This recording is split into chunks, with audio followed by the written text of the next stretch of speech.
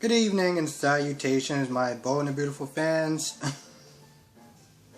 I'm still sitting there thinking about what I just saw between Eric and Donna. But let's talk about Zende, Thomas, and Paris, because my goodness, the more I watch this character Zende, the more I'm starting to dislike him. I mean, I get that he wants to sit there and try to make sure that he sends a message to Thomas that, Paris is his girl and he's very serious about his relationship. But the minute that she goes into the room, it's like this guy does everything possible to not only make him feel uncomfortable, but just to sit there and remind him of how much, the great relationship that he has with Paris and all the amazing things that she's done for him and just how much they love each other. And I'm just like, bro, you just scream insecurity throughout this whole scene. And it's amazing that Paris does not see, oh, you made a scholarship in my name and, we're gonna do something very special and intimate tonight and constantly kissing. It's like, bro, really? Are you that threatened by this man? Like, Thomas is sitting there just like, yo, do you want me to leave the room? Like, I mean, I can leave the room. I can go out for the night. Y'all can do whatever if that's, like, Jesus Christ, bro. And that's literally his whole scene with her. It's just boasting about how great the relationship is. I'm like, my goodness, you just scream insecurity, don't you? That's literally the whole scene. Just the whole scene, and it's just, it's not so much that it's uncomfortable to watch, but it's just like, damn, bro, you. Again, the more I'm watching this guy, the more he just comes across as a insecure prick, to be honest. And I'm just gonna leave it at that. Now let's talk about this. Oh my goodness, I'm trying not to say things that's just inappropriate or just crude, but it's like the jokes are just writing themselves at this point. So, Eric apologizes. Well, Eric is just like, hey, listen, I don't want you to sit there and be uncomfortable about what just happened. I mean, the fact that you got a little rise the minute that you hugged Donna. Donna's like, no, it's fine. It's a natural reaction. Just trying to, smooth it over. I'm like, what are we doing? And so they talk about it for a little bit. And then Eric rushes home to see Quinn. And of course, the Logan sisters want to know all the juicy gossip that just went down between Donna and Eric. And my goodness, was this just so funny and so awkward at the same time, because Donna literally was like, oh, well, fine, I'll tell you, well, I was hugging Eric, and, he got, kind of got a, reaction, and they're just like, well, what kind of reaction did he get? I'm like, oh, my goodness, we are literally talking about this man that must be in his 70s, his reaction to her, and I'm like, what? What are we doing? So of course, Brooke is like, well, he must be in love with you, and I'm like, just gonna not try to play devil's advocate, but there's a fine line between love and lust, and I'll leave it at that.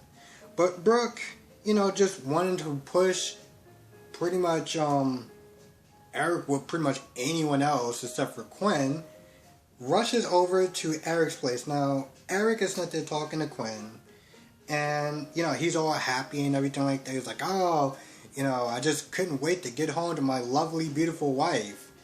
And Quinn is like, what is going on in that office? I mean, you just come home and you're just so fired up and everything like that. I gotta know what's going on in that office. Like, you really don't want to know what's going on in that office. you know what? Maybe you do. Seeing how, you know, you just, because Eric pressured you so much to sit there and, do the devil's tango with Carter. Maybe you should know. Maybe you should know. But he's just so fired up or whatever. And talking for a little bit. Now, I don't know what happens, but when Brooke gets there, Erica's like, oh, well, she left, or, she's not here or whatever. I was like, did you make sure that she was gone before you decide to have this conversation with her? Because you know her energy, you know what she's there to talk about with you. And of course, she gets there and she's like, oh, listen, I was just sitting there hearing from the grapevine. I mean, I was just hearing from Donna about, your little,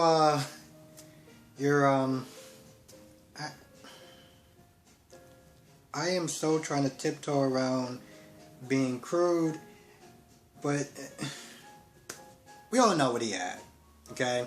He had a reaction, and she talks about it. And I'm like, how is this not making him feel... I'm like, Brooke, how are you talking about this and thinking that he does not feel uncomfortable about the fact that she literally just, blabbed to you, like, I don't know, 20 minutes after it just happened. And this is exactly why, Donna was like, yo, I feel like we're in high school again. Brooke, how old are you to be sitting there just running, making a beeline straight to him? Like, hey, listen, I just heard from my sister that you did this and blah, blah, blah. Like, what are you doing? And of course, Quinn is just listening to it all. And, she heard the part. Well, here's the thing. The way that Brooke describes it, Brooke is like, well... You didn't have this reaction with your wife that you did with Donna. So now Donna sits there and now Quinn is sitting there thinking that Eric is sitting there cheating on her with Donna. Which, to be fair, I don't know exactly how angry and mad that, she's gonna be getting at Donna, but I'm like, yo, listen. If you plan on coming at her with that energy of, oh, you're sitting there sleeping with my man and blah, blah, blah, blah, it's like, you are going to look like such an idiot. You know what? I actually want to see it. Never mind. Go in there and look like an idiot, because at the very least, it'll be very entertaining. But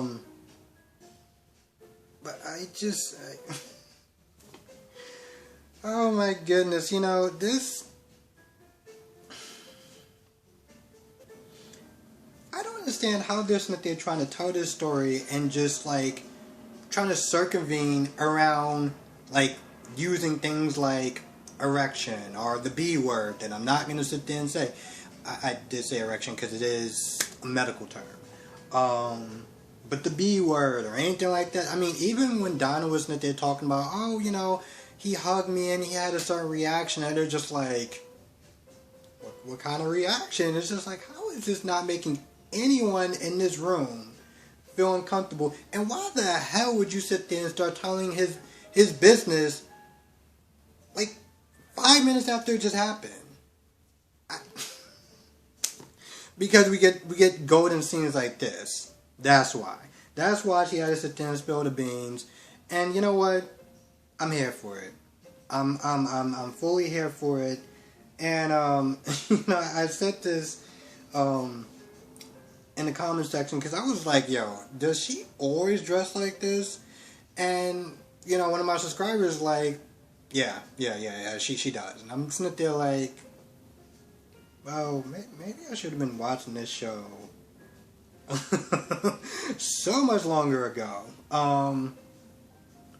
Which oddly, again, I'm going to sit there and say this, I was sitting there thinking about watching other shows, other soap operas and stuff. I was going to one of my, my deli, and, they were playing Bold and Beautiful, the intro, which they're not playing anymore. They just keep skipping past it. They just started and just like, alright, they just move right past it. And they do the whole intro with the models and the poses and stuff like that. And I'm like, in my head, I'm like, in my imagination, or did some of these women in soap operas actually start looking hot? And I don't mean like pretty, like model, whatever, but I mean like, this it's a soap opera, right? But yeah, I should have been watching this show a long time ago, because my goodness, I